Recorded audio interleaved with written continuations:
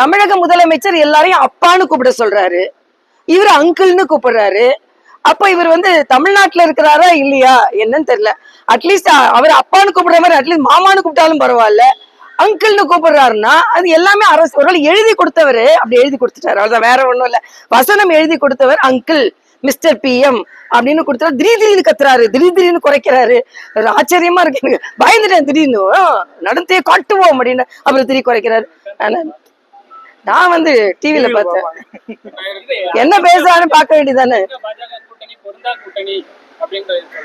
இல்ல அது வந்து பொருந்தா கூட்டணியா பொருந்துற கூட்டணி அவருக்கு என்னப்பா தெரியும்? எத்தனை நாள் அரசியலை அவர் பின்பற்றி இருக்கிறார், அரசியல் ஞானம் பெற்று இருக்கிறார். அவர் அரசியல் ஞானம் இல்லைன்றதுக்கு கச்சத்தீவை பத்தி சொல்றதே ஒரு உதாரணம். அது மட்டும் இல்ல, அரசியல் ஞானம் சுற்றிலும் இல்லைன்றதுக்கு மரியாதைக்குரிய பாரத பிரதமர் என்ன செய்யறாருன்னு கேக்குறாரு. இன்னைக்கு அவங்க பிலிம் இண்டஸ்ட்ரி வளர்ந்துருக்கிறதுக்கு காரணம் பாரத பிரதமர் தான்.